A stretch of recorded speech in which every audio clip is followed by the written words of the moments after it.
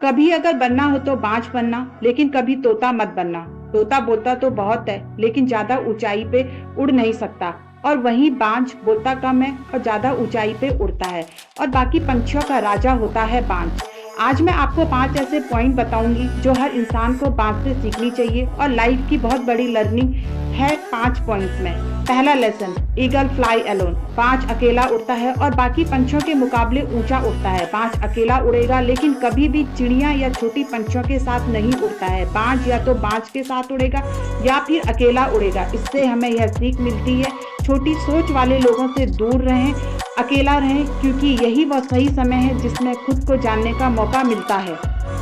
Second lesson, बाज का vision बहुत ज्यादा क्लियर होता है और बहुत ज्यादा स्ट्रांग होता है। बाज अपने शिकार को 5 किलोमीटर दूर से ही देख लेता है और जब एक बार उसे अपना लक्ष्य दिख जाता है, उसके बाद रास्ते में चाहे कितनी भी मुश्किलें क्यों ना आए, वह अपने लक्ष्य से कभी भी पीछे नहीं हटता है। तो इससे हमें यह सीख मिलती है, हमेशा अपना विजन क्लियर रखें और मुश्किलों से डरे ना। थर्ड लेसन, ईगल नेवर ईट डेड थिंग। बाज कभी भी मरे हुए जानवर को नहीं खाता है, वह हमेशा जिंदा शिकार करता है। और इससे हमें यह सीख मिलती है, हमारा पास्ट मर चुका है और हमें अपने सड़े हुए गले हुए थॉट पे ध्यान नहीं देना चाहिए और अपने आने वाली ताजी फ्रेश जिंदगी पे हमें ध्यान लगाना चाहिए। अपने पुराने पास्ट को हमें पीछे छोड़ देना चाहिए, क्योंकि हमारा पास्ट अगर प्रेजेंट में आ गया तो वो हमें हमारे प्रेजेंट में नहीं रहने देगा। तो इससे हमें यह सीख मिलती है कि हमें उस बाज की तरह सड़े हुए गले हुए जानवर पे ध्यान नहीं देना है।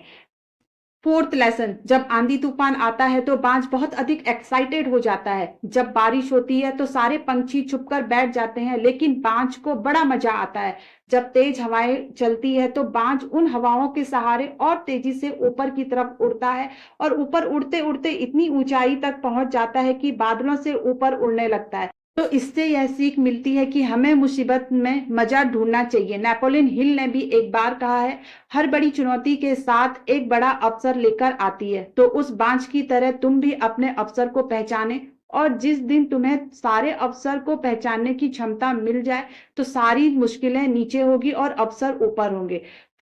फिफ्थ लेसन, बाज अपने घोंसले से सॉफ्ट घास को हमेशा निकाल देता है, क्योंकि बाज का जो बच्चा होता है वो उसमें कंफर्टेबल ना हो सके, क्योंकि वह अगर घोंसले में रहना कंफर्टेबल हो गया तो वह वहीं रहना पसंद करेगा। लेकिन बाज कभी ऐसा नहीं होने देगा, क्योंकि बाज भी ये चीज समझता है, there is no growth in comfortable zone. लेकिन हम तो इंसान हैं, इंसान होने के बावजूद कई लोग इस बात को समझते ही नहीं।